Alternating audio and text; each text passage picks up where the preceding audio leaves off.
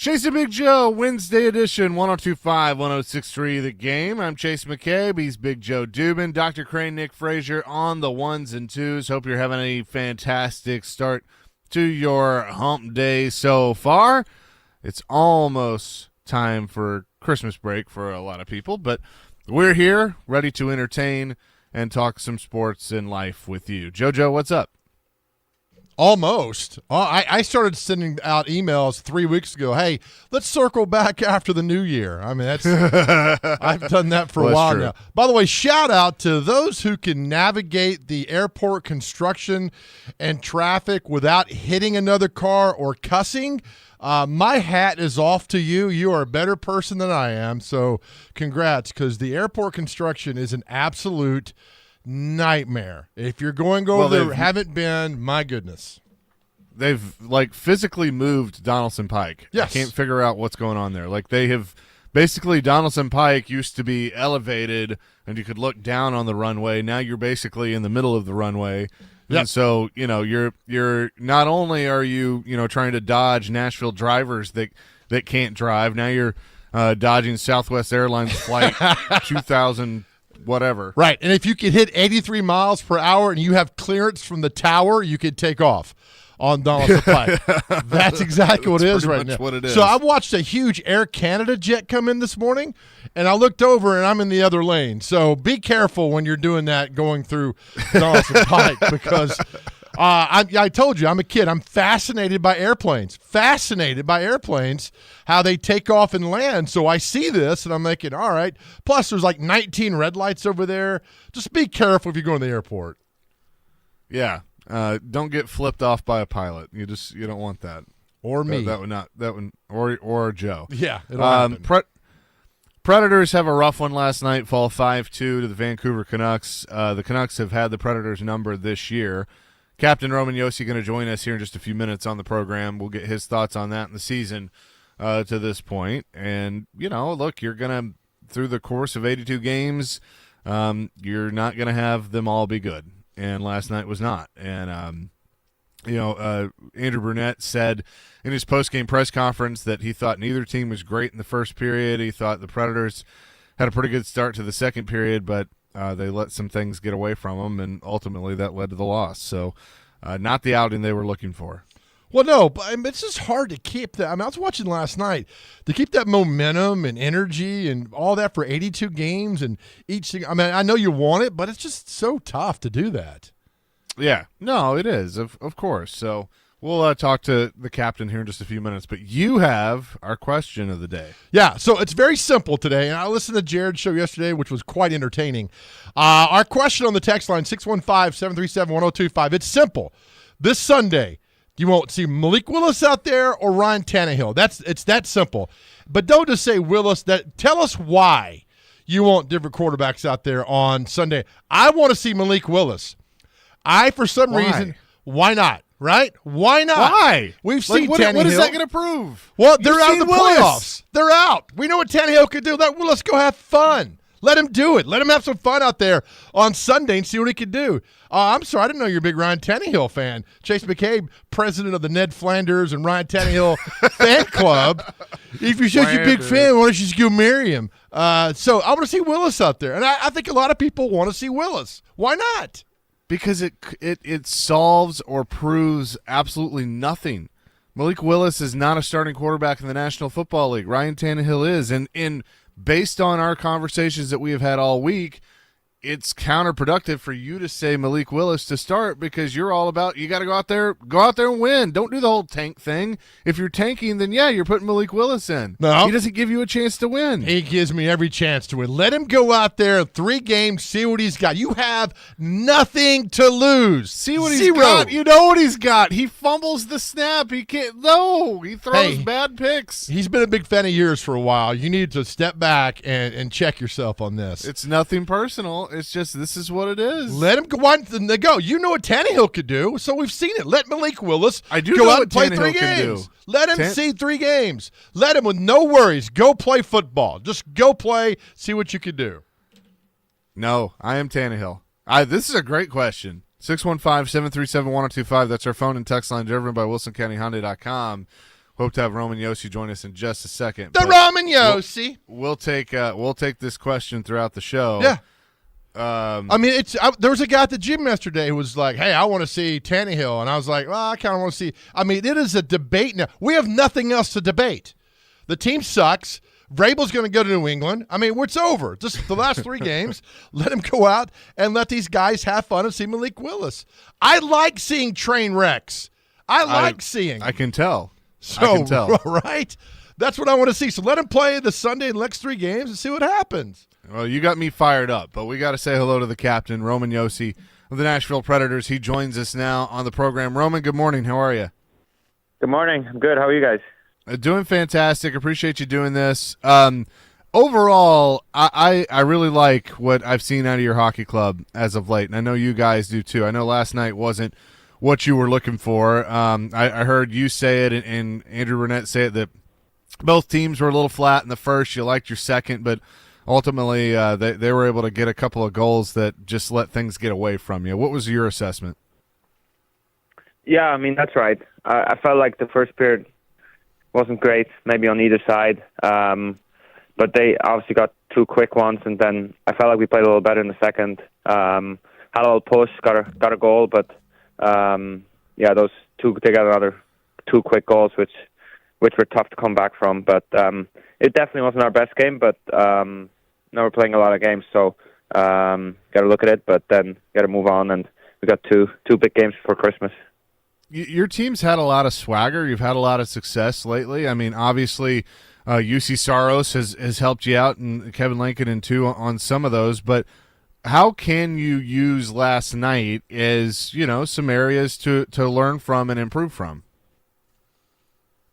Well, I think it's pretty clear, like for us, like the way we have to play to win games, and I think when we play like last night, it doesn't give us a good chance to win, and I think we all know that. I think we have to play a certain way. We're not one of those teams who can play at 80 or 90% and get away with a win. So we got to go out there and play 100% and play fast and play with speed. And I think games like last night, or even before when we had that winning streak, the game against Mini, they kind of show you that what you need to do to be successful, and I think we have a pretty good sense of that by now. We're talking to the captain, Roman Yossi, this morning on the Chase and Big Joe show. Roman, I'm fascinated by scouting and preparation time. Do you guys? I know you guys fly to Philadelphia today. Will you take a look back at the Vancouver game sometime today or tomorrow while prepping for Philadelphia? How does this all work? Well, we're not skating today. We don't have practice this morning, so we're just going to meet at the plane. And I think we'll probably look at some things tomorrow morning. I don't think we have a meeting today, but we'll probably look at some things that we can do better tomorrow morning. But normally we look at it the next day if we have practice, and if not, we look at it in the morning on game day, and it's pretty quick. I think there's some things you look at to correct, and then you're trying to prepare for the next opponent. Is it different when you're preparing for a team in the Eastern Conference you only see twice a year as opposed to a team like Vancouver? Vancouver, it seems like you play 18 times a year. I know. I mean, I think towards the end of the season it gets a little different, but early in the season, every year a team is a little different. So Vancouver's the one team we played 3 times already now, but I think we're done with them. But Eastern is definitely a little different. I mean, some of the styles sometimes is a little different in the East. It's a lot of speed, a lot of up tempo hockey, where the West might be a little bit more physical sometimes. So there's definitely some difference between teams. Nice. I know this is the dad's trip, the annual dad's trip. You're taking your brother with you. How much fun is this going to be? Yeah, it's going to be awesome. I mean, the dad's trip is so much fun. It's always a highlight for all the guys and for all the dads. My dad's been on, 8 to 10 dad trips, and unfortunately can't make it this year. But my brother's going to be there, which is a ton of fun too. And we're all looking forward to it. We're talking to Predators captain Roman Yossi here on the Chasing Big Joe show, and I know a lot of people have focused on your teammate Philip Forsberg and his overtime heroics, the goals he's been scoring, but You're putting together a nice season yourself. How do you feel like your game has been developing to this point? Yeah, good. I think like everyone else, I think we all tried to adjust a little bit to the new system. Everything was new for us, and just getting into the groove early in the season. And I felt like it took me a couple of games to really get into season and play up to my potential. But yeah, it's been so much fun recently. I mean, we obviously been winning a lot of games, and just the way we play as a team, it's been pretty awesome. It's been a lot of fun. So many guys stepping up, and yeah, it's just fun to be part of, and just seeing everyone grow. The young kids and even the older guys. I mean, going through some growing pains maybe early in the season, and then just trying to figure it out. So it's just been a lot of fun. What is the biggest difference in your mind in this system and what you were playing previously? Well, I think just from like a defense standpoint, I mean, I feel like we're playing a lot of times as a defenseman. When you get the puck, the main goal is to get it up to the forwards and get it up as soon as you can, and our forwards kind of taking off a little bit and trying to stretch out the zone. And I think for a guy like me who's more of a puck-moving defenseman, that's probably the biggest difference, just to get the puck up in the forward's hands as quickly as you can and just go north with the puck every time. And it's kind of a different, as an offensive defenseman, I think it's a little different how you create offense. It's more of jumping into the play, coming in as a fourth guy or as a fifth guy, and trying to create something like that instead of being in the rush with the puck. So I would say that's probably the main difference for me. Hey, Roman, let's go back to this trip. Are you rooming with your brother tonight?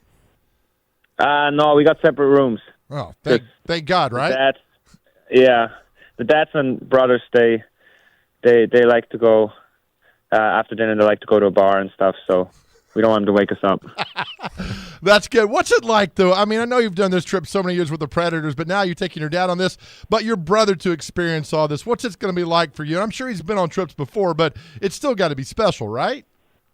Yeah, he's been on one trip before when my dad couldn't make it. But yeah, it's very special. I mean, I'm really tight with my brother. He used to play hockey too when he was younger, and it's just so much fun to share it with him.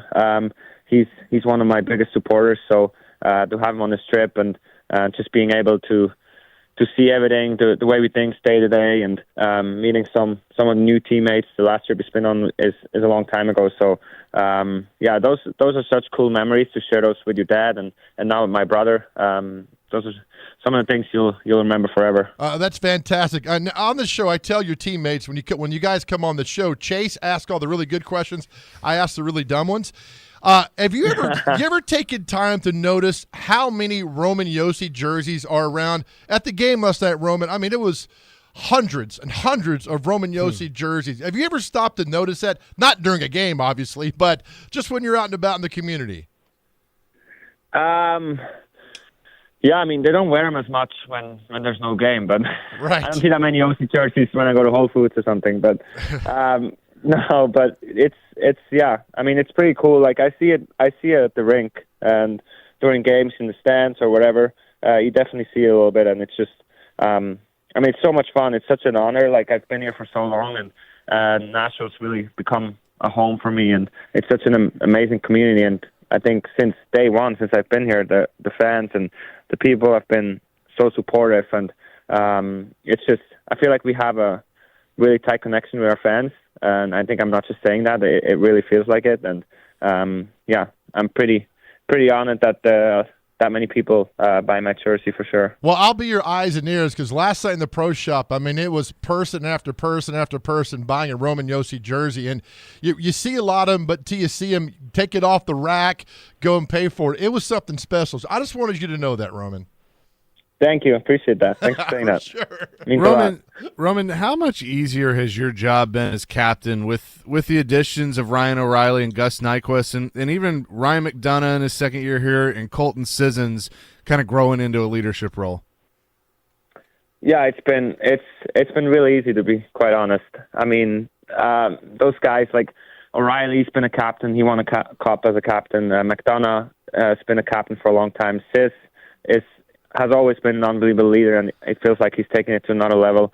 And just having those guys come in, you see it with O'Reilly. He's new this year. It's his first year, but the way he comes to the rink, the way he prepares for games, the way he prepares for practice. I mean, he's the first guy out there 20 minutes before practice. He stays out there 20 minutes after practice. He's just one of those team first guys. Everything he does on the ice is for the benefit of the team, and to see that, not just for the young guys, for everyone else, is unbelievable. And those guys have a big voice in the room, and definitely makes my job very easy. Well, Roman, best of luck with the remaining 2 before Christmas, and then enjoy the holiday with your family. Merry Christmas to you and the family, and we'll do this again soon. Thank you, guys. Merry Christmas. Thank you. Roman Josi, Predators captain, joining us here on the program. We always have a player join us on Wednesday mornings, and appreciate him for jumping in. All right, our question of the day, Joe, it's very simple. This weekend, if Will Levis can't go, Malik Willis or Ryan Tannehill? The texts have rolled in. I was pretty passionate about my answer. You were pretty passionate about your answer. You say Willis, I say Tannehill. 615-737-1025. That's our phone and text line, driven by WilsonCountyHyundai.com.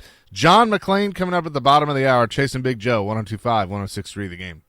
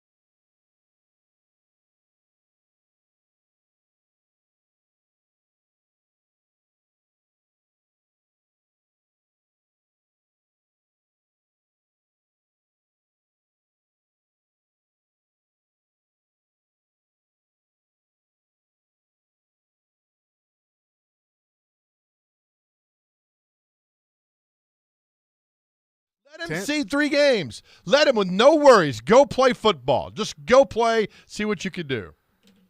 No, I am Tannehill. I am Tannehill. Jason Big Joe. 102.5, 106. How's that going for you? Did you get hurt? Yeah, I sprained my ankle walking to the mailbox. Oh. It stunk. But that is our question of the day on our phone and text line driven by WilsonCountyHyundai.com, 615-737-1025. If Will Levis can't go, Malik Willis or Ryan Tannehill? You say Willis. What you talking about, Willis? I say Tannehill. Yeah. And I read through some of these texts. I've actually been a little surprised that more people have said Malik Willis. Thank you. Robert says Willis only because I don't want Ryan to get hurt and mess up his free agency. Interesting. Right. 9013 says Ryan for the win. Marlon from Murfreesboro, bring out Malik Willis, rest Henry, and test out Spears on the Wildcat. Keep Tannehill healthy, and heck, go for it on 4th down. Yeah, I don't want to see a punt the next 3 weeks. I mean, if you're punting, you're that's terrible. I mean, terrible decision. To go for it. You have nothing to lose. That's why I say play Malik Willis these last 3 games. Why not?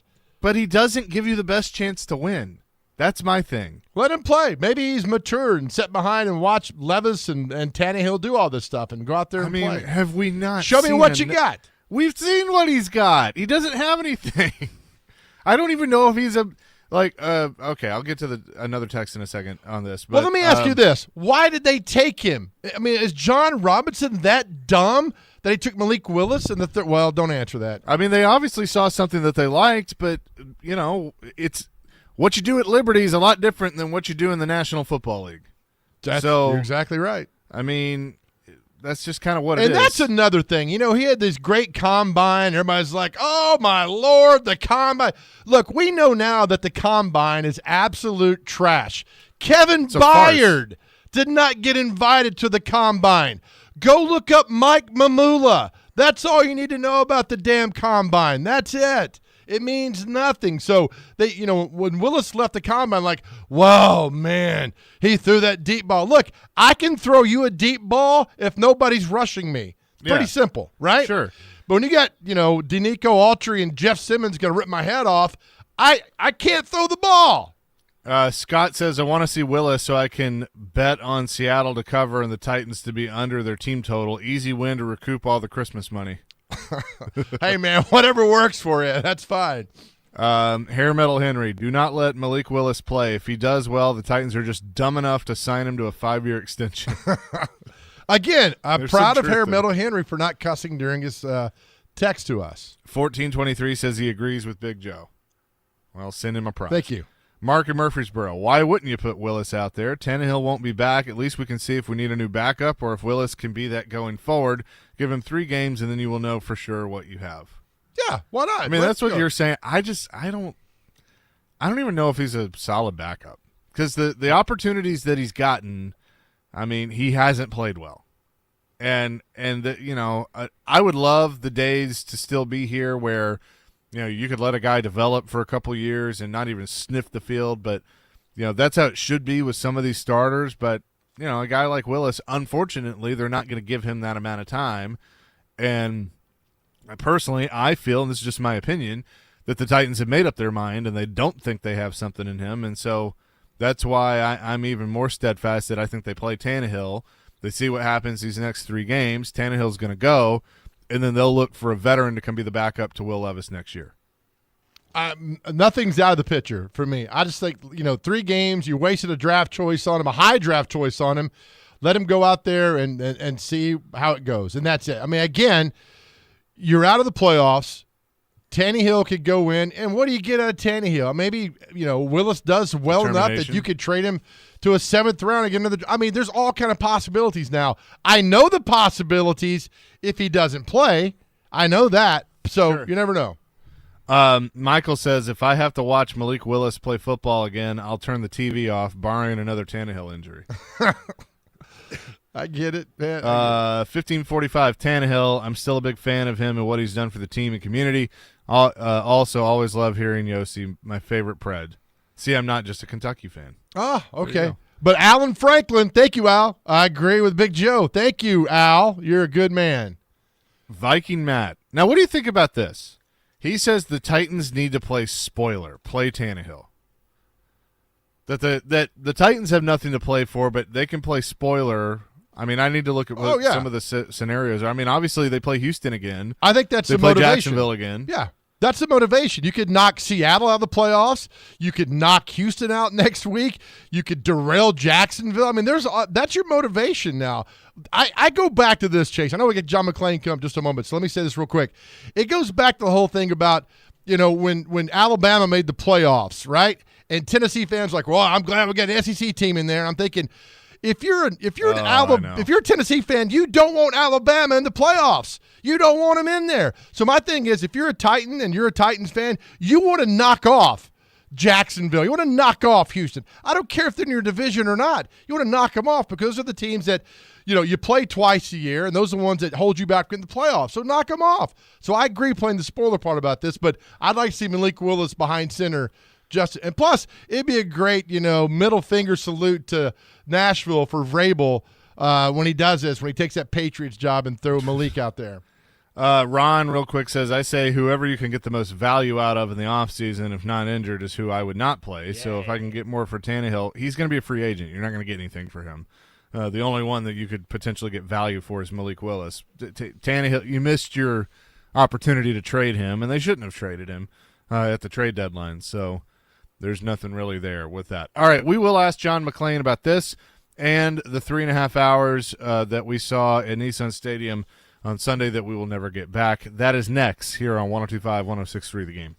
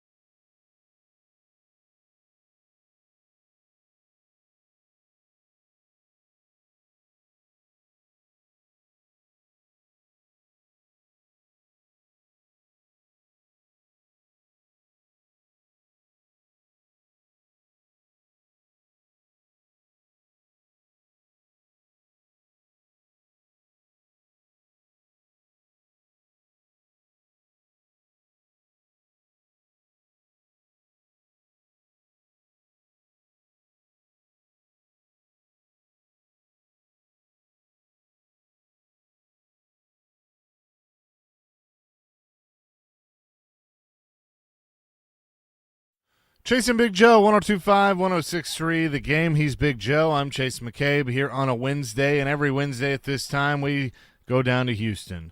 Sports Radio 610, that's where you can find his work, sportsradio610.com. John McClain on the line with us. John, good morning. How are you? I'm doing great, guys. Merry Christmas and happy holidays to you and your listeners. Merry Christmas and happy holidays to you as well. So I've made the joke pretty much all week that I was fired up after the Titans got the win in Miami on Monday night, so I decided I'm going to go to the game on Sunday. No C.J. Stroud, which was a bummer. I wanted to see him play, but figured I'd take it in. And, John, that's 3 hours of my life I'm never going to get back after that football game. But the first part was fun, 13-0 lead, pick six. That was enjoyable. I thought while the Titans were coming off a miraculous victory at Miami, the Texans were coming off a shellacking at the Jets, 30-6. And when it was 13-0, I thought, well, it's been a fun season. They're going to lose decisively again, especially when they didn't have C.J. Stroud and Will Anderson Jr. and their best linebacker, Blake Cashman, their right tackle, George Fant. And then their best run playing DB, Jimmy Ward, went down in the first quarter, so I wrote it off. And then, when a team keeps kicking short field goals instead of scoring touchdowns, I kept tweeting it's going to bite them in the butt. You can't do this and expect to win. And even though Devin Singletary rushed for 121 yards and the Texans rushed for 148, both those totals were their second biggest, it was the defense that stunned me. What they did to Derrick Henry after the way he just mauled them and humiliated them in the last 5 games, I was just shocked. I know everybody was. We've never seen – the Texans not only tied their second most sacks, they've had 7, but they had the second most tackles for loss, 12, in their team history, and it seemed like Henry was getting the bulk of those hit in the backfield, and I felt sorry for him and Levis too, because they got big issues up front, and it's going to be. I know people will be fired up about the draft, and there's a lot of good offensive linemen. If they get one of the top 2 tackles, that'd be fantastic. But I was stunned the way it went. I was stunned at the Texans' comeback, and I was stunned that they won on a 50-yard field goal on the last play of overtime. Jacksonville, Indy, and Houston all sit at 8-6, so all of them have a chance to win the AFC South right now. Based on what you have seen out of the Texans this year, I think we can agree they've maybe overachieved. But do you think that they're still a little bit a ways away from being an actual contender in the AFC? Well, they're already a contender in the AFC because they're in first place. Now, I did a deep dive into their playoff picture on a column. All my columns are on sportsradio610.com, and about the 3 teams and their schedules and where they are in the division and the conference. And the Texans split with the Jaguars. Of course, they beat the Titans, play them again. They lost to the Colts here in the second game of the season, and they finish at Indy. And I think that game will come down to the winner will earn a lot. Well, will make the playoffs because the Jaguars are reeling, and Trevor Lawrence is in the concussion protocol. C.J. Stroud is too. Stroud's going to miss the second consecutive game. Nobody has any idea if he'll be able to come back against the Titans in 2 weeks. Of course, everybody is hopeful that he can. So they're going to be playing with a backup quarterback. I doubt Will Anderson's going to play in this game against Cleveland. Cleveland comes in with a number 1 defense, number 1 pass defense. So both teams will shut down the other team's run. It'll come down to 2 old quarterbacks, Joe Flacco, who is a month away from his 39th birthday, and Case Keenum will be 36 early next year. John, what was the reaction to your friends and neighbors in Houston as the Texans beat the Titans wearing the Oilers jerseys? I got to tell you, Joe, people have known it all year, and they were mad about it before, and then to actually see it. And I love the Columbia Blue. I love the oil derrick, the end zones and everything. But the fans here were infuriated. They went ballistic here on social media, talk shows. Mike Vrabel came out as an insult to Bum Phillips. That's not why he did it. He did it as a tribute. But here, people took it as an insult to the late, great Bum Phillips. And so I can't wait to see how the Titans are greeted here in 2 weeks, because people have just been furious. And the fact that the Texans won it the way they did, and as I tried to tell people here, Billy White Shoes Johnson went in the Ring of Honor, and a lot of players were there, including Earl Campbell, the greatest Oiler of them all. But they don't care. They just think it was so insulting, and they're mad at Amy Adams Strunk and everybody in the organization. And I told them, I said, now, you guys seem to think that they care about what people here think. They don't give a rat's, what the Texans and the Houston fans think. They're doing it for their fans. And so I think it's great. This rivalry has never had the intensity and the ferocity that it should have, because both teams have not been good playing for something at the same time. We've seen one of them real good, but if it takes the uniforms and the helmets and the logos to help it causes rivalry to erupt, so be it. Now, hopefully both teams will be good in the future. It's like the Astros and the Rangers. The Astros have been great for the last 7 years, but the Rangers were terrible until this season, and those teams hate each other. And, of course, the Astros lost a chance to go to the World Series to the Rangers. And so this is about time that Houston and Nashville had a good, old-fashioned football rivalry. Love it. John, we have a healthy debate going on right now on our text line with our listeners about Sunday's game. If Will Levis cannot go, do you start Malik Willis or do you start Ryan Tannehill? Chase is saying Tannehill. I say Willis. You've been around football a long time when teams eliminated. Who do you think the Titans should start? Well, I think they probably already know Will Levis is the quarterback of the future, and I'm guessing Malik Willis will be the backup since they have team control for 2 more years. But they want to win. It doesn't matter. Teams want to win. They don't care about losing and going, oh, yeah, if we lose, we're going to get a higher draft pick and a better chance to fortify our offensive line or our position players. So I'm saying Ryan Tannehill, let him do it. Woo-hoo. And Tannehill gives them the best chance to win. That's pretty clear to everybody. John McClain agrees with me. That's all I need. That is all I need to get through the rest of my day is for him to agree that Ryan Tannehill is the guy they need to go with. I mean, I'm with you. These guys don't subscribe to golf clubs in the trunk, shut it down, let's just get through the next 3 and then be done. No, they're going to go out and try and play spoiler. I mean, that game against Houston, if Houston's very much still in it, I mean, I'd be nervous if I'm the Texans because the Titans are going to want to spoil their opportunity. They sure are. And Mike Vrabel, as we saw in Miami, he's certainly capable of igniting a victory like that. They came so close to winning this game and then to tying this game, and to lose the way they did leaves a bad taste in their mouth. It wouldn't surprise me if they don't bounce back and beat Seattle, especially if Tannehill's playing, because the Seahawks are coming off an emotionally charged victory that broke a losing streak on Monday Night Football against Philadelphia. So you might be catching them at the right time. And then when the Titans come back here, I know DeMeco Ryans will be doing everything he can to pump that team up and get it focused and not be thinking anything about what happened Sunday. He is John McClain, joins us every Wednesday at 9:30. We'll have more with him coming up next here on the Chase and Big Joe Show, 102.5, 106.3 The Game.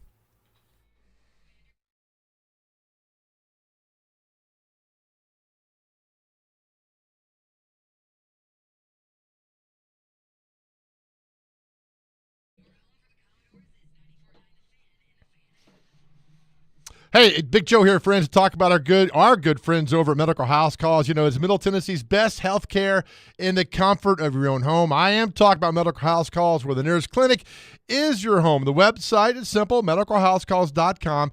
Listen, no more heading to an urgent care. No more sitting in a waiting room and driving across town. Board-certified nurse practitioners and physician assistants come to you. And listen, don't take my word. Just read the numerous fantastic reviews that Medical House Calls has gotten.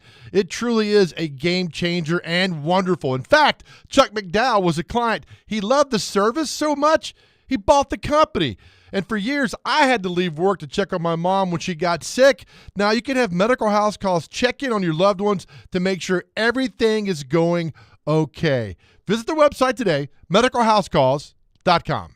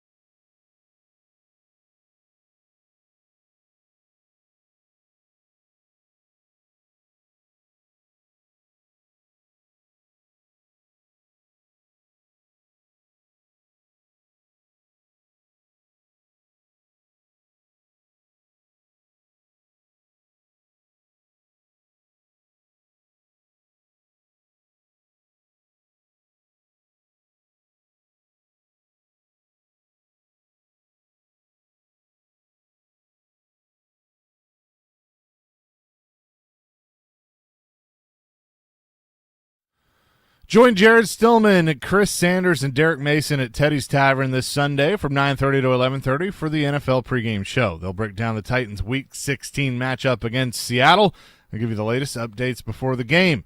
Pregame is presented by Parman Tractor and Equipment and the Beast Unleashed. Chase and Big Joe here on 102.5, 106.3 The Game, continuing our conversation with Houston's John McClain. All right, John, I'm reading this morning about Arthur Blank commenting on Arthur Smith. He gave the we're going to let the season play out. You've covered enough press conferences and things like that to know this isn't good for Arthur Smith, is it? He gone.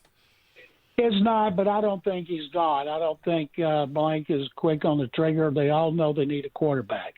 They didn't have enough. I think that they'll let Smith make a run at a quarterback this offseason, a legitimate one, whether it's a veteran who fits his system.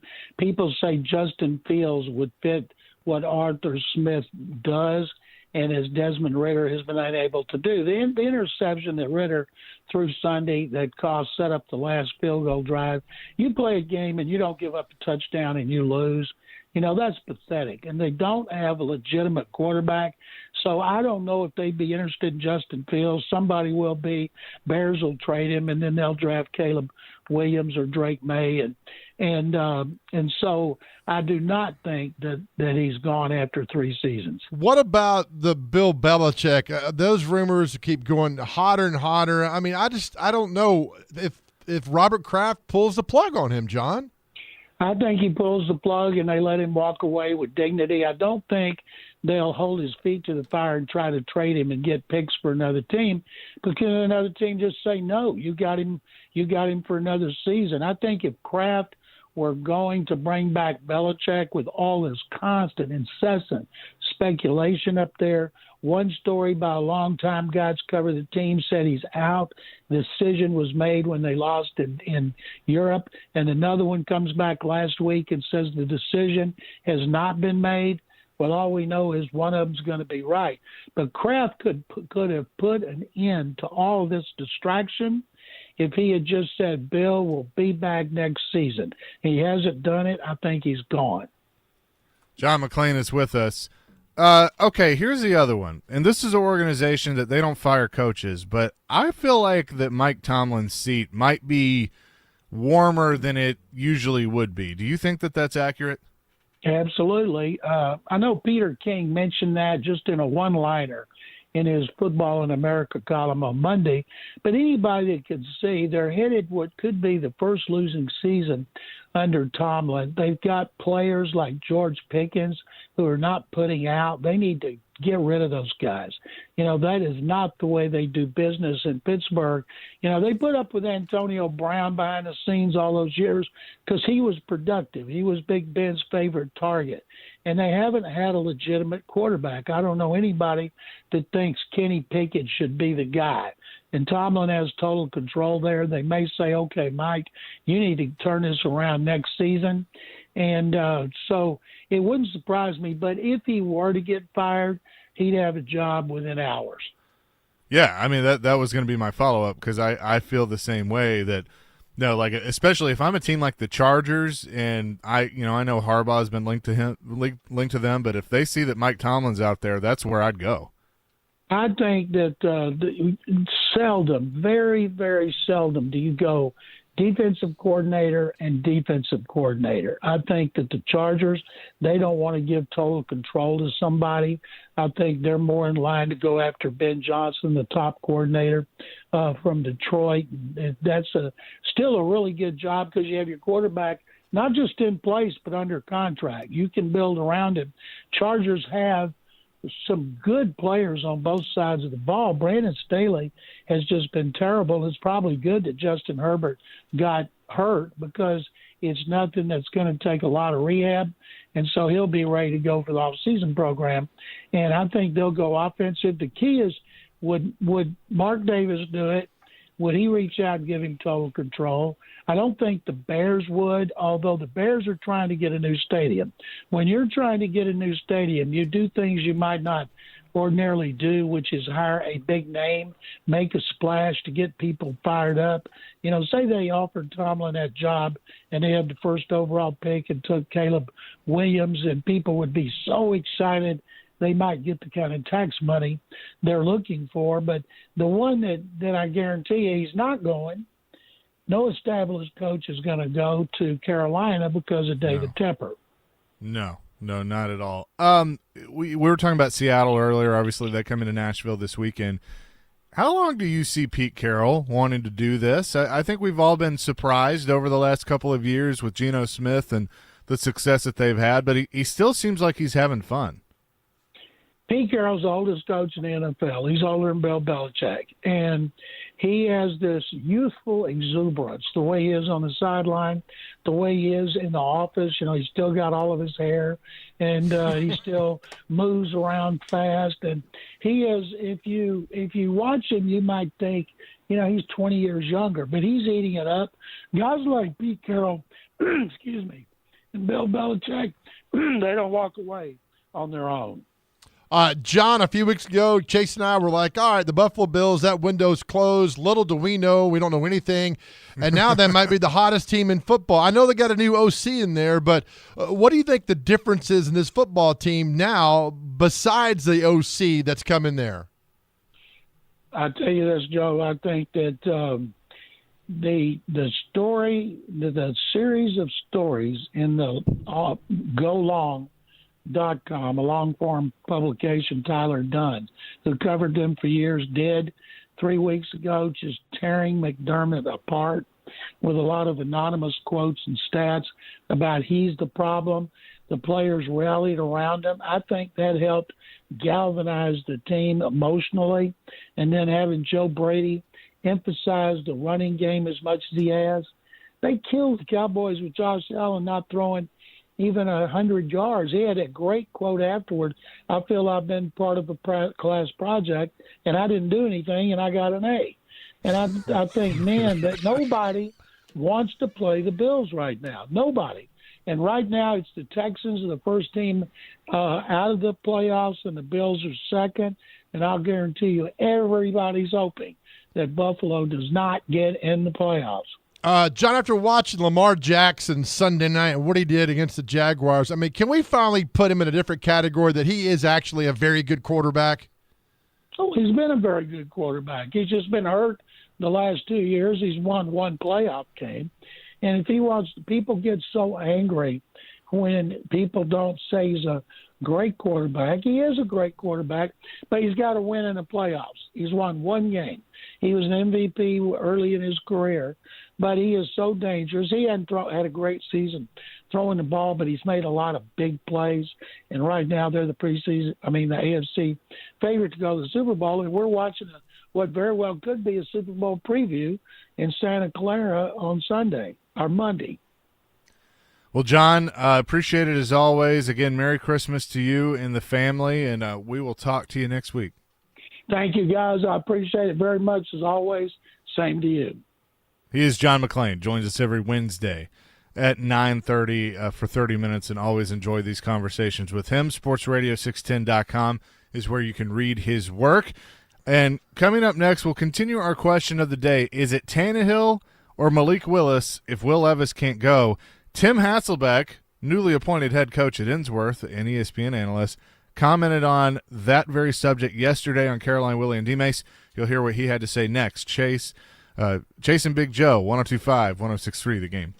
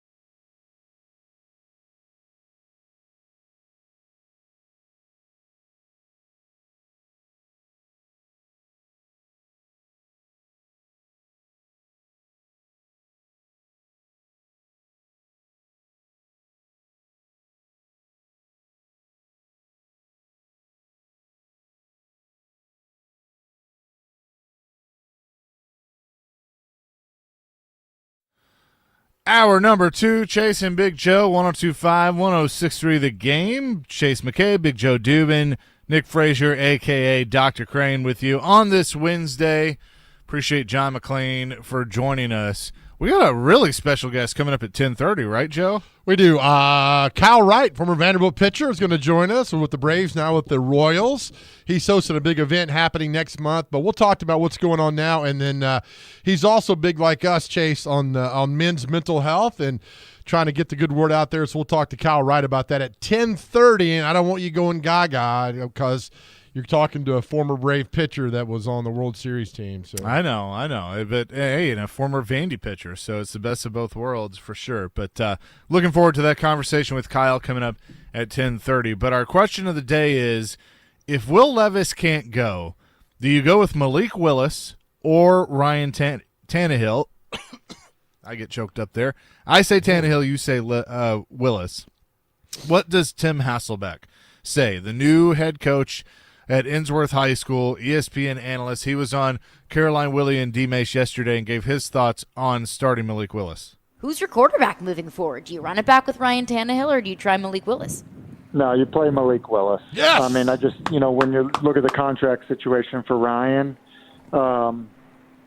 Malik Willis is the player that you start and you see what he can do. And look, maybe he makes the decision hard for you. Maybe he makes it easy for you, and maybe he puts himself in a position, potentially over 3 games that, he becomes somebody that, maybe then has trade value. So I think that I actually think it's an easy decision.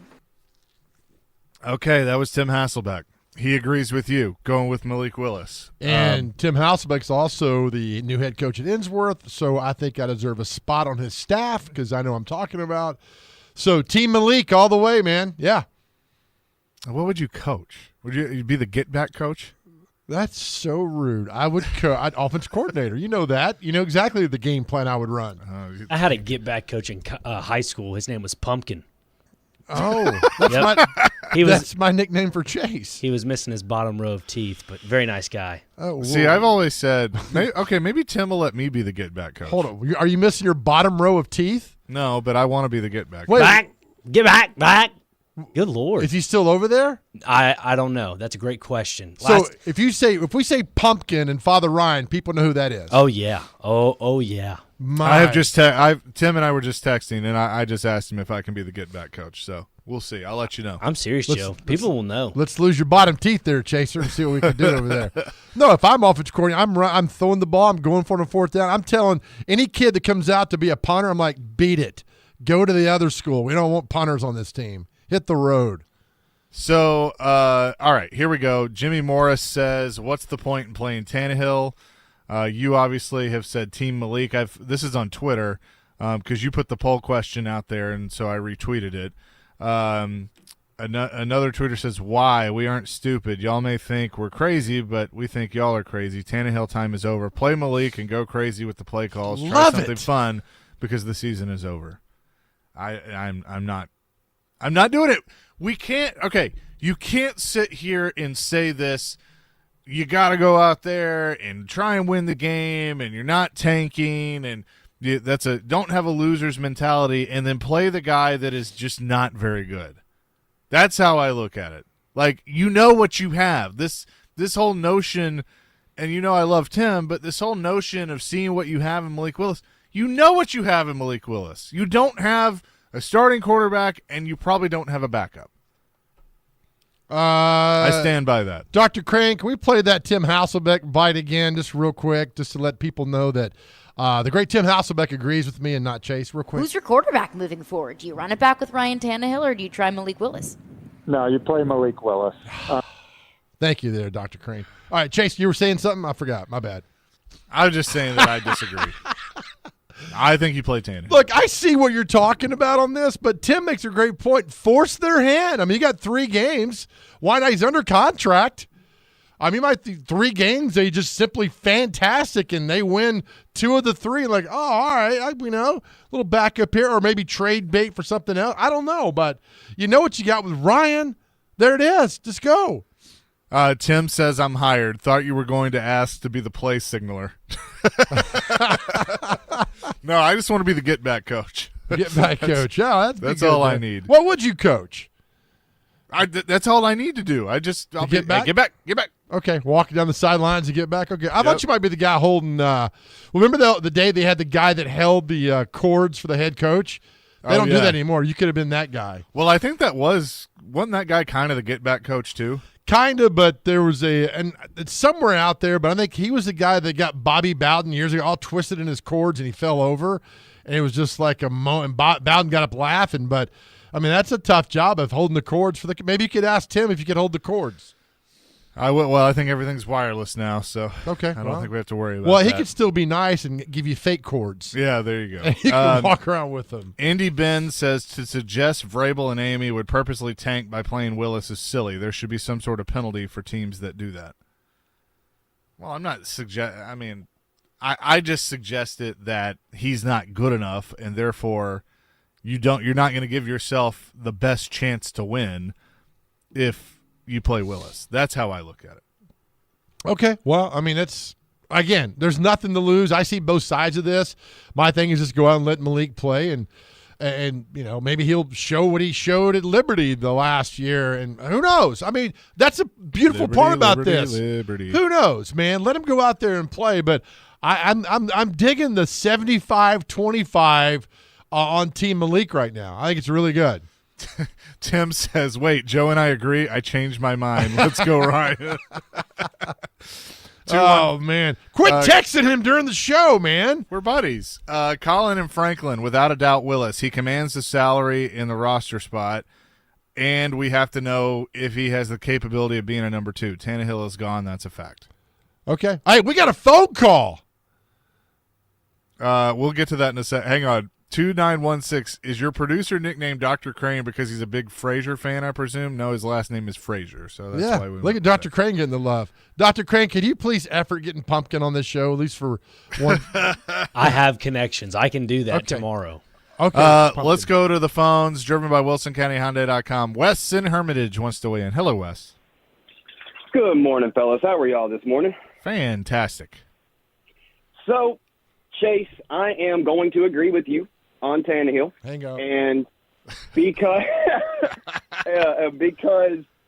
there's a couple of reasons here. So, Joe, this is what I hear you. I hear your argument. But I think what Malik has proven to us now is he's not a starter and he's not a backup. Now, he could potentially be a third-string quarterback, but really, do we really need to see him play in a game to determine that? So this is what I'm saying. Yeah, you need to see if he can develop, if he can be a starter. But I'm also worried about the development of Chig. I want to see a little bit more of Traylon. I want to see a little bit more of Tajay Spears. So with that being said, Malik does not throw the football. Like, he's scared to throw the football. So if you have Tannehill out there, yeah, it's not going to benefit Tannehill, but it's going to benefit the rest of your team as to where having Malik out there might benefit, a third-string quarterback? So, yeah, it's not about wins and losses, but I think the development from the rest of the team opposed to the development of Malik Willis is where your focus should be at. Thank you, Wes. I think that is an excellent point. Appreciate the call. So Jared just tweeted, he responded to your poll question. He says, I want to play Tannehill simply because I don't want to watch Willis play. The argument for Tannehill, which I'm not making, but the argument is that he'd be better for Spears, Burks, Okonkwo, etc. than Willis, and their evaluation development for 2024 is more important than Willis. I think that's a good point. That's why I would go with the veteran, because I just how is Willis going to help everybody else develop? Yes, you're going to get a look and see what you have in him, but how is he going to help these younger players? How do you know he's not? Because everything he's shown me to this point shows me that he's not going to help develop them. Okay. Well, you saw Tannehill had a chance to help develop him early in the season and did nothing. Did nothing. No, and they didn't have a very good offensive line and all the same problems, and then he got hurt, and then you wanted to go with the young guy because you wanted to see what you had in him, because you had absolutely no idea what you had in Will Levis because he had gotten hurt during the preseason. So, we can go round and round on this, and I love the debate because I think it's – now I haven't looked at the results of your poll in a second, but, I mean, it was pretty close. It's 58.9% say Tannehill, 41.1% say Willis. You just made that up. No, I just looked at it. You can. It's your poll. You can pull it up. Oh, well, hey, that's personal. Listen, man, you need to. I'm talking about the text line. My Twitter feed means absolutely nothing. Okay, Where's Mike? Where's Mike at? You need to do that. Our buddy Mike. Mike Grove, will come get Twitter. you. No, I mean that's no, man. I'm sorry. I just go with it. Who knows? So Burks catches 3 passes instead of 2. He drops 1 instead of 3. So what? You're not gonna see. Burks' development. The guy's not. I don't need to know much about him. Either, Hell, but- Chig can't catch anything. I mean, don't worry about that. I don't know who else is on the team to figure it out. No. Ben says Willis needs to play just in case he ends up as the number 3 on the practice squad. But in all honesty, we should be able to find a better number 3. I don't care about the number 3. If he's the number 3, then he's off the team, as far as I'm concerned. I need to if you are hell bent on playing him to see if he's the backup, then okay. But like to play him to see if he's a number 3, like what does that do? What about Big Lou? He's like you. He's on number 2. What? Oh, let's go back to the phones. Our buddy Kenny the mailman. Kenny, what's up? You are not allowed to bring Big Lou into this conversation, Joe. Kenny, can I just say, before you get to your point, can I just say that it's refreshing now that I know when I go to the phones and I say it's you, I know it's actually you because Joe that does the impression of you is sitting next to me. That's a sore spot. That is a sore spot. Hey, Chase, you need just to shut your mouth if you give him the opportunity right there, okay? Hey, good morning, fellas. I can't talk when you make me laugh, Joe. Take a deep breath. I am agreeing 100% with Joe today, and here's why. Joe does not like me, and this is the only way I can do to get him to say something nice about me. So I'm going to agree with Joe. Plus, y'all all agree Tannehill's done a lot for the organization, Sure. right? Why would you punish him by making him play behind this line? Right. He's old, susceptible to injury. We joke about it, but this is a line that can get people hurt. And I'm not talking about bruises and abrasions and everything. Football is a far more dangerous game when you don't have people blocking and know what they're doing and protecting you, and guys are getting a running start. They are definitely able to get someone hurt. So I'm agreeing with Joe. Let's not get Tannehill hurt, send him off, and flip a coin. Let's see what Willis can do. That's why you're the finest men in the country, Kenny. Thank you. Finally, you said something good. Listen, all my best to y'all, and seriously, you don't know how much you help working people out here. You pass our day on cold days, hot days. You're always there. So y'all are appreciated. Thank you, brother. Appreciate you, Kenny. Thank you, Kenny. Good man right there. Our man, Kenny the mailman. You know what's going to end up happening? We're sitting here, we're wasting all this oxygen having this argument. Vrabel's going to come out today or tomorrow and do his BS thing of, you'll probably see both of them. Like, and then Will Levis starts on Sunday. Yeah, right. Just something like that. I thank you for that for Kenny, because for those that don't remember, I think you were producing the show and it had George was on and Darren, a bunch of people. I called in as Kenny, and for 7 minutes I had them all fooled that I was Kenny the mailman. You had me fooled. Oh yeah, I screened it one day and then Willie kind of I'd like looks to at talk me. to George Plaster, please, just for 1 second. And then George got on, and I was like, Hey, George, I came by to Lipscomb to see you. You weren't over there today. and George like, well, I'm working over at Belmont. I'm like, hey, I drove by Lipscomb and I didn't see you. I just kept on. And it's such an inside joke, but my goodness, it was fantastic. I remember Willie and Darren looking at me going, is that really him? And I'm like, I don't know. Well, all right. More of your calls, more of your texts on this. Malik Willis or Ryan Tannehill. What a debate we have today. Chase and Big Joe here on 102.5, 106.3 The Game.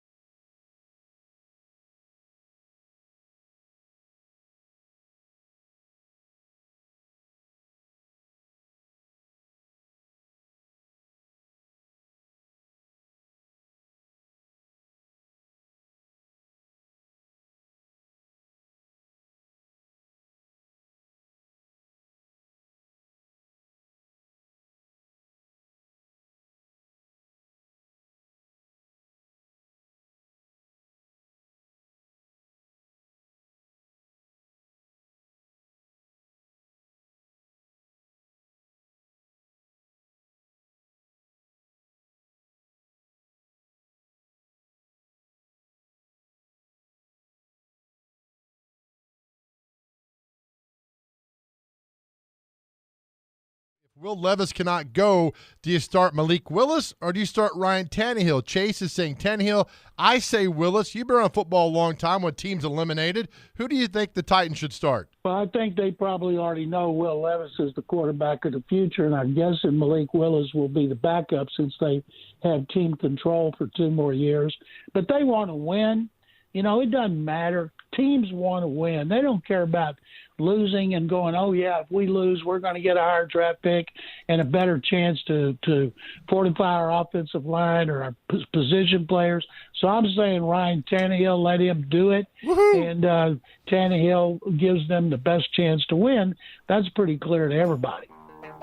That was John McClain earlier in the show on our question of the day. A lot of you weighing in on our text line, 615-737-1025. You can call. You can hit us up on Twitter at ChaseOnGame, at Big Joe on the Go at 1025 The Game as well. Jared's weighed in. You heard Tim Hasselbeck from yesterday. You know, the thing that I'm fascinated by with this is just how mixed the reaction truly is. That people, you know, are with you and some are with me on this. But it creates an interesting debate. It does, and I see arguments on both sides. I see why you want to start Tannehill. I see why I want to start Malik Willis. And basically what it does, it gives us some sort of like, hey, what's going to happen on Sunday? If not, I think there's like zero interest in this football game for the most part. And imagine, look, for those who remember Titans fans, the last game of the 2001 season, remember, it was pushed back a week because of 9/11, and the last game of the year was against the Bengals at Nissan Stadium. They said it was a sellout, and hell, there's probably 400 people there. That was a fight between Deron Jenkins and Perry Phoenix on the bench about the warm seat. Happened right in front of me. I'll never forget that. So Perry Phoenix. You get that last game in January. I mean, if the Titans are 5-11, the Jags are eliminated, and it's cold and rainy that day, nobody's going to go to that game. So this, at least for right now, gives us something to talk about and look forward to with what's happening there. But I just, for some reason, I don't know, and I think if it's me and I'm the coach, I bring Malik Willis out there. But I know the arguments and I know the support for him. Sure. I mean, and I like you said, and I think it was well said, I see both sides. I mean, I do. Greg on our text line says, play Malik and do Ryan a solid by not getting him killed in the 3 games with the terrible O-line. He's been hurt enough the last 2 seasons. Gene says, I go back to the year the Patriots were playing the Giants last game of the season. It meant nothing to the Giants because they were locked into the playoff spot. Reporters asked Tom Coughlin if he will rest his players. Then he told them no. They want to and want to win, so everyone will play to give us a chance to win, and they should have beat the Pats. And because of that game, the Giants had the confidence they could win, had the confidence in the Super Bowl. Play Tannehill. I mean, it's a little different because the Titans have nothing to play for, but I agree. Like, play spoiler. Just go out on top. It can – and I think the other point of trying to continue to develop the young players and see what you have, I mean, I think we know what we have – we know what they have, if I could speak, in Burks and in Okonkwo, and I think that is they're not what everybody hoped they would be. But Tajay Spears, yeah, because the thing is, what you've seen with Malik Willis is he barely throws the ball. They're handing it off. They're relying on the run game. They're relying on his legs. They don't trust him to make the big throws. You can do that with Tannehill. Okay. I mean, again, but if that offensive line's so bad, at least Willis can escape the pocket and run down the field and maybe build in some sort of naked bootlegs, get him out of the pocket and run around and do some stuff you haven't done before. I mean, but who knows? I mean, we'll probably see the same boring, conservative offense that we've seen all year from the Titans, and they'll go out and play Seattle on Sunday. I don't know. That could be fun to watch Malik out there and see what he could do with a situation where it's carefree and there's really – only to play for is pride and maybe get a win. 8766. I'm a season ticket holder. I pay too much money to watch Willis. I pay to watch them win. Burks also sucks. Dump him. Pretty simple with that right there. I get it. I understand, you know. Ben says number 3 quarterback is becoming more and more important, especially for teams that don't know if they have the franchise quarterback. I understand that, but you know, a lot of you make the argument that you can go find a running back anywhere. Can't you go find a number 3 quarterback anywhere? I mean, the hope is that you never see the number 3 quarterback. Ever. Now, the one exception that I'll give you is Brock Purdy. So that obviously is an exception, but I think that's an exception and not the rule. Well, I mean, that whole thing is just bizarre with Brock Purdy. I mean, coming in and now he's probably going to win the MVP. Yeah, and he's thrown the least amount of passes, and he's thrown for the most yards. That's what I was reading the stat this morning about him. But, you strike lightning in a bottle. You do. But, at some point, look, I remember Brock Purdy in college. He was not that good, but you bring him in and you get the opportunity, right? So I know Malik's had the opportunity to do that, and it hasn't been done well. But, all right, here's your last chance. I mean, here you go. There's nothing on the line here. Just go out and play football. But I think what's interesting, and a couple of texters have taken this angle. 0374 says, if they don't play their best players, why would we pay to go to the game? If you put your owner's hat on, and I don't want her making this decision. I don't want her interfering. I don't want her calling up and going, Mike, I think we should play Tannehill to get more tickets sold. Like, I don't want that. That's a good accent right there of an Thank owner you. of an NFL team. Well, I'm trying to do the Texas, Amy Adams Strunk. Like, I don't want that. But I do think there's some truth to that.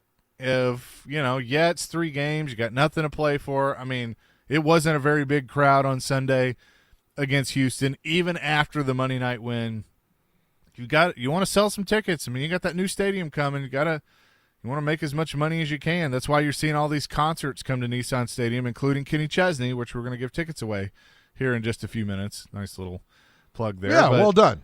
Thank you.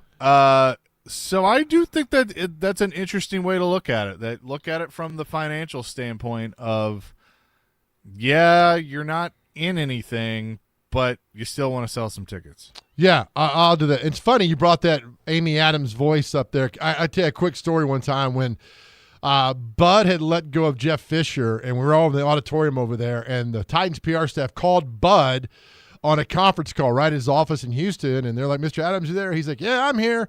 And then they left the room, right, because you're waiting on the thing to start. And then Bud just started rambling. I mean, he's like, Robbie. I mean, he was just going off, right?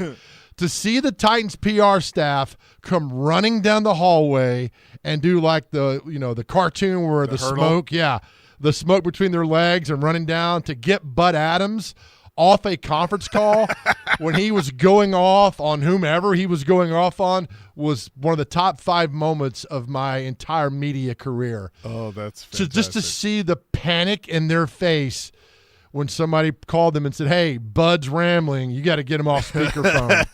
And he was just charged up that day. About 80% of it you couldn't understand, but you knew he was mad, and it was fantastic. So well done, Chase. Real quick, Michael wants to weigh in on this. Michael, go ahead. Hey, I just want to talk about something you were saying just a second ago. You said that with the third-string quarterback, San Francisco kind of struck lightning in a bottle with Purdy. And maybe it's not so much that they kind of just struck lightning in a bottle or Purdy's that good or that bad, but the coaching, Shanahan's like an offensive genius. So I don't want to get back to, Vrabel hate, and I don't hate Vrabel at all or think he's a bad coach, but maybe the offensive-minded coaching really did a lot for Purdy. I think could be hurting Malik or whoever's starting for us at quarterback. Great point. Yeah, I think that's a fantastic point. Thanks, Michael. That's a great point. That's why everybody wants coach. They want to grab coaches off that staff because they're part of that Shanahan tree that goes on. I mean, you look at some of the coaches around the league now that have been with him even as assistant when he was an assistant coach. So no, I agree 100% with that. Ricky on our text line says, can we get Tim Kelly some snaps so he can get a new POV for how wild his play calling is with that O-line? That's the text of the day right there. Oh, nice. Yes. Well Coming done. up next, Kyle Wright, former Vanderbilt pitcher, Braves pitcher, now with Kansas City Royals. He will join us. There is a reason. We'll tell you about that. Coming up next on the Chase and Big Joe Show, 102.5, 106.3 The Game.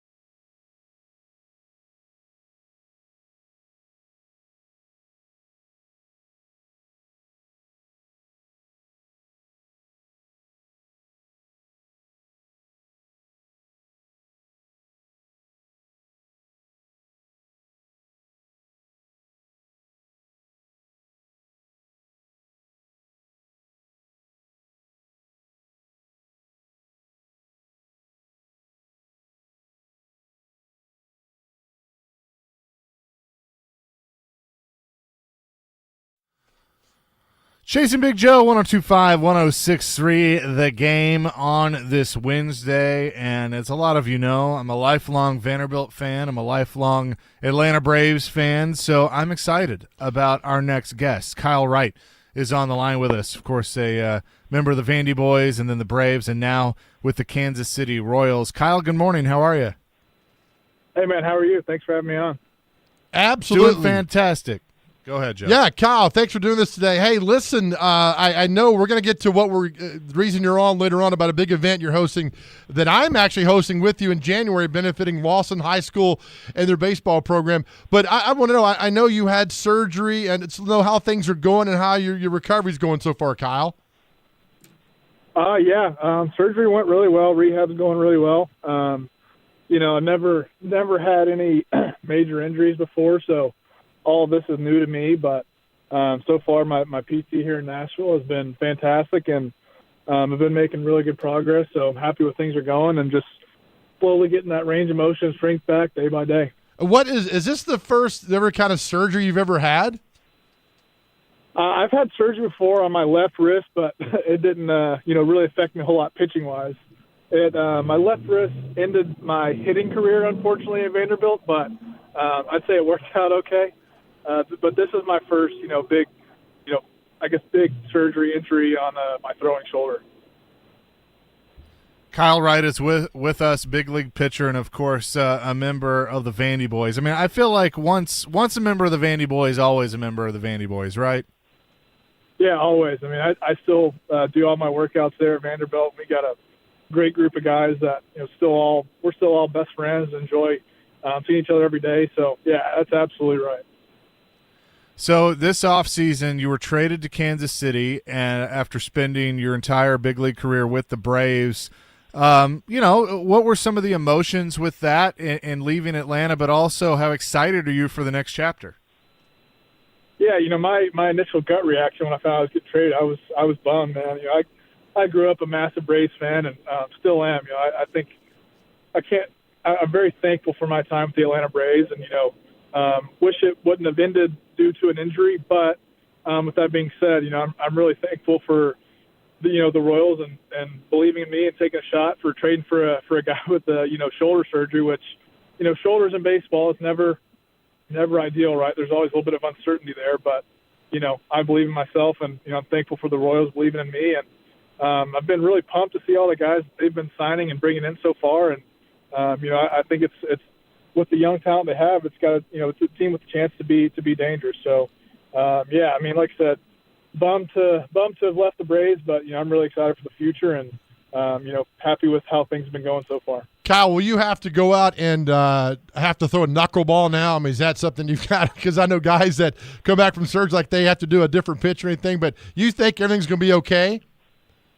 Yeah, I mean, like I said, ideally, if I throw a knuckleball, then it's probably time to hang up in the first place. But my surgeon, Dr. Meister, is one of the best in the world at what he does. So he was really happy with how it went, and he believes that I'll make a full recovery. And quite frankly, I'm willing to bet on myself that I'll be back as well. But fortunately, my style of pitching, being able to throw a sinker and a curveball, if I don't get back to being able to throw topping out at 98 miles an hour, I'll be just fine. If I can pitch in that 92, 94 range, I'm going to have some success just because of my style of pitching. So, obviously the goal is to get back to being able to, throw on the ball 98 miles an hour when I need to. But if not, I think my style will transition pretty, governor on. I feel like, my shoulder's been kind of bothering me for a little bit, and I feel like I was just kind of a little bit, governed with how far I could, or with how hard I could throw the ball. So, getting back to the point where I can just let it eat at all times, and what it comes out is what it comes out as. But a full convicted pitch is a lot better than one that's not as convicted because you're afraid of what might happen. So that's really the main goal. And like I said, I'm willing to bet on myself and believe in myself that I'll get back to being a good competitive starting pitcher. Oh, that's awesome, Cal. Also, you've been very outspoken and very with the talk about men's mental health issues. Chasing on this show are the same way because, as you know, Kyle, there's a lot of men out there struggling that are going on right now. Why is men's mental health and mental health awareness so important to you?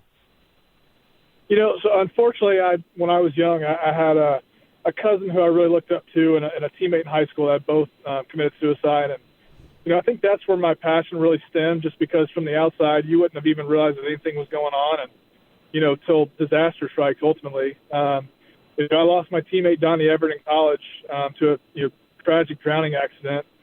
And I think because of that, having to go through that, and fortunately, like I said, I had all of my teammates there and Donnie's parents and the coaches. And I feel like we just kind of all, really relied on each other. And that's when I started to learn, it's okay to, speak up about how you're feeling, because that time sucked. It was one of the worst, times and moments of my life. And being able to have all those guys you can lean on and talk to, that's when I started to realize, like, hey, man, this has helped me a lot, being able to lean on one another. And, like I said, there's just that void that, suicide can leave in people's lives is something you can't really even describe until, you hope it never happens to you. But so I think that's where my passion stemmed from. And I think, the more that we can, raise awareness for this, I think the better it's going to be. And, the better that we can improve mental health over time. And, and I think it'll just make for a lot happier people. And, exactly.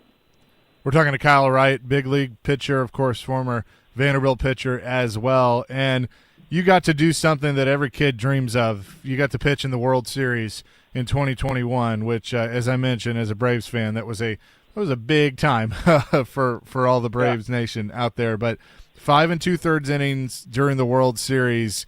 Take me back. What was that like going through that? Just the emotion, the stress, everything involved in pitching in the World Series. It was crazy, especially for me. I pretty much spent that whole year in AAA. I had 2 big league starts during the year, and both of them were really bad. So that was kind of when I got sent down again for the second time is when we hit the reset button and we said, okay, something's got to be fixed here. And I started working with a guy named Ben Brewster at Tread Athletics, and we really just kind of worked on some things that ultimately got me back to who I was at Vanderbilt and how I pitched. And from that point, I really turned the corner in AAA. And, I never thought in a million years I was going to be on the World Series roster, just because I was, I was in AAA. The team was winning. They didn't really need me. And next thing I know, I find I'm going to be on the roster. And, I didn't really know what my role was going to be. I figured maybe kind of a long guy or, kind of clean up innings here or there. And, I got my first outing in Game 2, which was the same thing. It was pretty much just kind of a mop-up game. The game was, I think it was 7-1 at the point. So kind of getting my feet wet there was really good for me, and I had a great inning. And that's when I realized, okay, everything I've worked on and got to this point, and all the guys that have been there for me, it's paying off. And, I believe in myself. And sure enough, I had another outing. It went really well. We ended up winning the game. And, like I said, growing up a Braves fan, winning the World Series for your favorite childhood team, it's it's storybook-like. And, it's something I'll definitely never forget to this point. Definitely my favorite baseball memory by far. But, it's one of those things that just really thankful for that I even got the opportunity, and then to, capitalize and perform well and, just play a small part, and winning that thing was pretty special. Were there any similarities between Brian Snitker and Tim Corbin? I think there's some. I think they're both very they don't ride the emotions of the game. They're always in the middle. I think it's probably the one thing that I could compare them most like is, you don't know what the score is. The game's not over till it's over. And I think that's important for a head coach, for a manager to have, is you got to always give your team confidence and hope that, we're going to come back and win this thing no matter what. I would say it's probably one of the most similar things between the two. Fantastic. We're talking to Kansas City Royals pitcher Kyle Wright. Kyle and I next month will be hosting a fundraiser at James Lawson High School for the first pitch dinner and silent auction. We'll have more details about that as we come the next few weeks. Kyle, I know you're busy. You got a lot of fans here in Nashville and around. We wish you the best in your recovery. Man, we can't wait to see you back on the mound soon, Kyle. So thank you for your time, and we'll talk to you. We'll revisit the event in a couple of weeks, because I know Kobe Ginsburg, a friend of ours, will be badgering me nonstop about this event. So we'll have you back on again. Yeah. Kyle, thank you, buddy. Yeah, absolutely. Thank you, guys. I appreciate it. It was fun. All right, Kyle Wright, former Braves pitcher, now the Kansas City Royals, about the events. January 20th at James Lawson High School. We'll have more about this. It's happening. And Chase, as you like me, and you know that I'm a big fan of anything involving Metro, Nashville schools and athletics because they don't get the love they deserve. And this will be a fun event on January 20th with the Kyle Wright. Yeah, it will. And I appreciate him for joining us and kind of going down memory lane with that. And, he's one of those guys that I hope that he gets a reset with Kansas City and has an even better career. So that would be fantastic. We cheer for the Vandy Boys because once you're a member of the Vandy Boys, you are for life. That is for sure. Coming up next, we'll give you a chance to win Kenny Chesney tickets at Nissan Stadium plus celebrity birthdays. That's all ahead. Chasing Big Joe, 102.5, 106.3 The Game.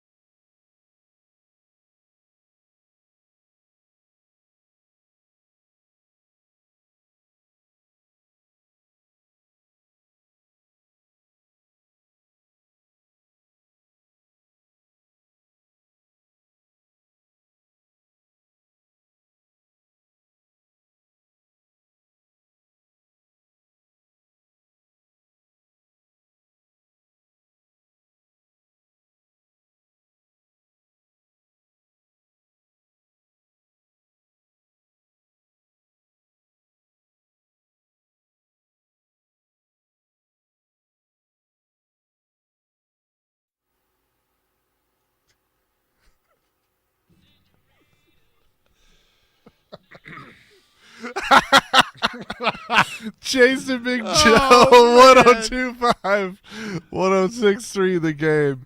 Well, it's out there now, so. Oh, that's awesome. This is what happens when you just, you don't plan Dr. something. Crane, don't beat yourself up. Oh, no, I thought he was no. queuing for that to return with. I didn't get the whole gist there. Nope. It's all good. Oh, that's awesome. That is fantastic. Go ahead and give it out now. People, I mean, I'm so stupid I wouldn't have gotten it, so. Yeah. So, okay. You're well, looking at a brickhead No, here, I Big can Joe. I can save this. I got this. So we have a pair of tickets to see Kenny Chesney at Nissan Stadium. He is coming in August, on August 3rd, and he's going to be with Zach Brown Band, Megan Maroney, Uncle Cracker, and you also can be qualified to win a $250 Electronic Express gift card.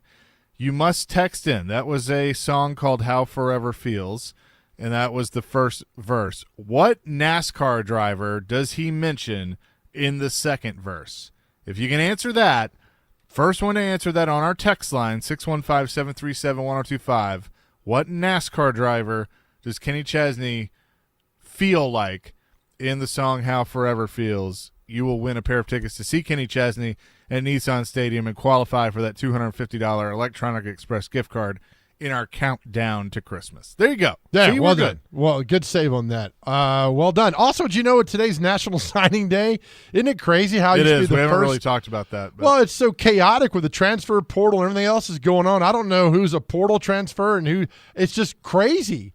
And used to be the first Wednesday in February. Now they have it in this day in November. I mean, December, they have it again in February.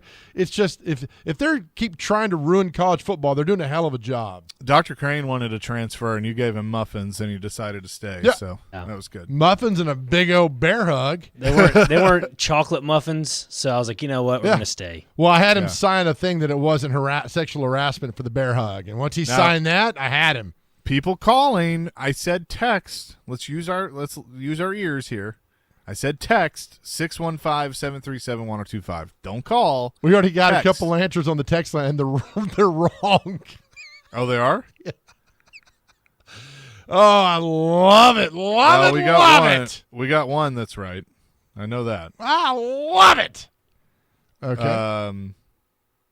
Let's see. I don't give it out right now. I won't. I mean, we got to win. I mean, we have winners, so we'll figure it out. You know who else Figure is out a winner? Malik Willis. We'll see that on Sunday. I don't know. Team Malik. Team Malik. And then I'm going to have him call in next week and just berate you. That's fine. Hey, coming up in a few minutes on 94.9 The Fan, actually an hour or so, tune in to 94.9 The Fan. Vanderbilt women's basketball, they have been on fire as of late. They'll be at Memorial Gym taking on Dayton. Tip-off with our man Jake Lyman at 1 o'clock, pregame at 12:45. Coverage also available on the 94.9 The Fan app and the 94.9thefan.com. So check that out. With that, let's get to celebrity birthdays. And the Celebrity Birthdays competition, America's favorite game, is presented by Zach Pillar and his new Instagram account. Follow Zach on the IG, as the kids say, at Zach Pillar Design 69 and step into his world. All right, here we go, folks. Celebrity birthdays. People love this game. First birthday today, former Kiss drummer Peter Criss, who used to live in Nashville many, many years ago. How old is Peter Criss? Peter Criss is 74 years young. You go a little lower, 73. He's 78. He also sings the best power ballad of all time. You know what song that is? Beth? That's correct. Well done. Beth, what can I do? Producer Dick Wolf today. He does Law and Order SUV and all 87 offsprings of that Law and Order show. How old is Dick Wolf today? 82. 88. 77. The ever-transforming, weird-looking Jonah Hill has a birthday today. How old's Jonah Hill? How old is He looks like That's a really good question. He looks like our salesperson Lance Mackey in this. With that half perm and the goat beard, he looks good. Love you, Lance. Love you, Lance. 42? 40. Ooh, I want to say 38, but we're going to go 44. He's 40. Chaser gets it. Okay. Dr. Crane going back and forth. Man, you could have, well, I guess. Could have split that, yeah. Yeah. All right, illusionist Uri Geller. If you don't know who he is, look him up. He got busted on TV one time. Illusionist Uri Geller. 53. 61. 77. Musician Alan Parsons from the Alan Parsons Project. Their best known song, Sirius, the opening for the Chicago Bulls. 72. 81. 75. So close. Let's see. Your singer, Billy Bragg. Oh, yeah, he's got a birthday today. Billy Bragg. 68. 73. 66. Chaser. And I have no idea who Billy Bragg is. I don't either. I just took a shot in the dark. Thought he was related to John Bragg at MTSU. That's nothing to brag about. Another knee slapper from Joe. Thank you so much. The lead singer of the Black Crowes, Chris Robinson, today. I enjoyed the book that our friend of ours wrote. It's a good book, man. It is a good book. Hard to handle, Steve baby. Gorman. I'm going to say 59. 63. 57. Chaser's throwing a Kyle Wright shutout right now. He's up 3-0. Singer David Cook from American Idol, who lives here in Nashville. How do I know that? Because I was at a bar one time and I knocked all of his drinks out of his hand and he wanted to fight me. True story. That's a true story. Down at Loser's Bar. True story. Well, you're a winner. David Cook. 49. A little higher, I think. 55. 41. Singer JoJo. No relation.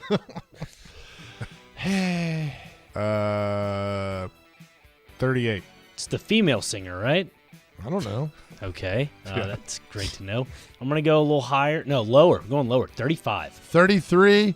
But that's enough. Chase wins 3-1. Good job, Chaser. Yes, thank you very much. The answer is Richard Petty, the King, was mentioned in the Kenny Chesney song, so we'll see who got that in first and let you know. You will be the winner of the tickets. That will do it for us. Caroline, Willie, and D-Mace coming up next. Yeah, as we always do this morning, and we talked to Kyle Wright about this, about men's mental health, why it's important. Again, if you need to talk to somebody, pick up your cell phone, dial 988.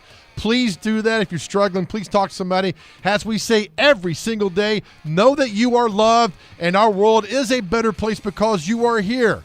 Amen to that. We'll talk to you tomorrow morning at 9, 102.5, 106.3. The Game.